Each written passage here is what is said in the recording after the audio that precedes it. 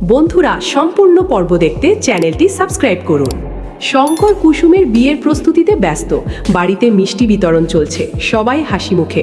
তিনি একে একে সবাইকে মিষ্টিমুখ করাচ্ছেন আর বলছেন সব ঠিক হয়ে যাচ্ছে, এবার আর ভুল হবে না।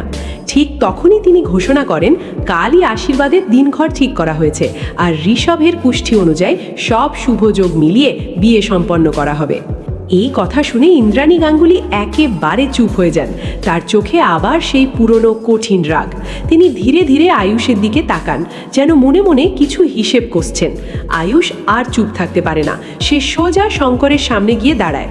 আয়ুষ বলে, শঙ্কর কাকা, আপনি আবার তাড়াহুড়ো করছেন।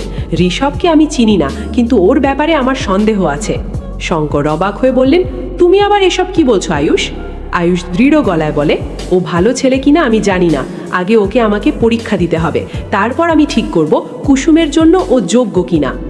এই কথা শুনে ইন্দ্রাণী রেগে গিয়ে বলেন, আয়ুষ, তুমি কে হও যে কারো বিয়েতে হস্তক্ষেপ করছো? মালিক আর কাজের মেয়ের সম্পর্কের মধ্যে তোমার এত মাথা ঘামানোর দরকার কি? ঘরের পরিবেশ মুহূর্তেই ভারী হয়ে যায়। আয়ুষ কিছু বলতে যায়, কিন্তু শঙ্কর হাত তুলে থামিয়ে দেন।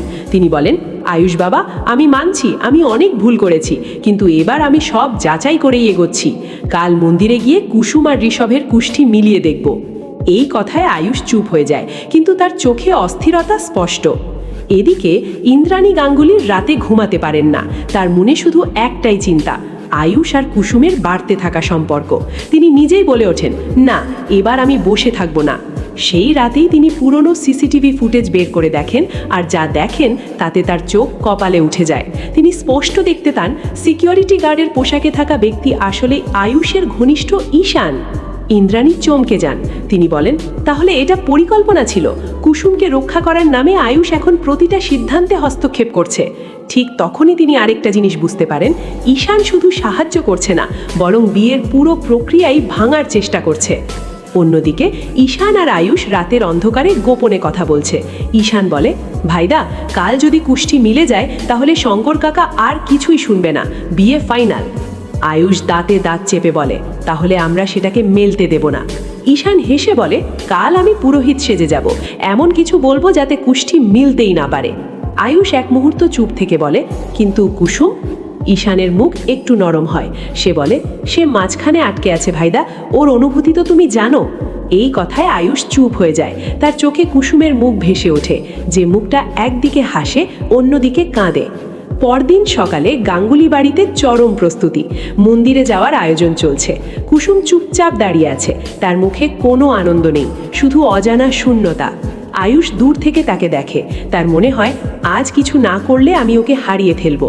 ঠিক তখনই ইন্দ্রাণী এসে আয়ুষকে বলে, তুমি আজ মন্দিরে যাবে না, তুমি যদি সত্যিই ভালো চাও তাহলে এই নাটক থেকে দূরে থাকো।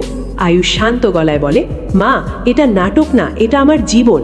ইন্দ্রাণী কিছু বলতে যাচ্ছিলেন, ঠিক তখনই শঙ্কর এসে বলেন, চল, সময় হয়ে গেছে, আজ সত্যি মিথ্যে সব বেরিয়ে আসবে। মন্দিরের দিকে সবাই রওনা হয়, আর দূর থেকে ঈশান নিজের প্ল্যান নিয়ে হাসে। সে মনে মনে বলে, আজ কুষ্ঠি মিলতে দেব না, আজই আসল খেলা শুরু। মন্দিরের পথে গাড়ি এগোতে থাকে। কুসুম জানালার বাইরে তাকিয়ে থাকে। তার চোখে শুধু একটাই প্রশ্ন, আজ কি সত্যি তার ভাগ্য নির্ধারিত হবে, নাকি আবারও তার জীবন নতুন কোনো ঝড়ে ভেঙে পড়বে? আর সেই একই পথে আয়ুষ মনে মনে বলে, আজ যাই হোক, কুসুমকে আমি হারাতে দেব না। গাঙ্গুলি পরিবারের এই যাত্রায় এখন বদলে দিতে চলেছে সব সম্পর্ক, সব বিশ্বাস আর সব সত্যকে। ইন্দ্রাণী গাঙ্গুলি যখন বুঝে যায় যে সিকিউরিটি গার্ডের ছদ্মবেশে আসলে ঈশান ছিল, তখন তার মাথার ভেতর সব কিছু যেন আরও জটিল হয়ে যায়। সে ঠান্ডা গলায় বলে, এটা শুধু খেলা না, এটা একটা পরিকল্পিত ষড়যন্ত্র। ঠিক সেই মুহূর্তে বাড়ির ভেতরে শঙ্কর কাকা কুসুম আর ঋষভের কুষ্ঠি মেলানোর প্রস্তুতি শুরু করে দেন। গ্রামে একজন পুরনো পুরোহিত ডেকে আনা হয় আর বলা হয় কালই শুভ কাজ হবে।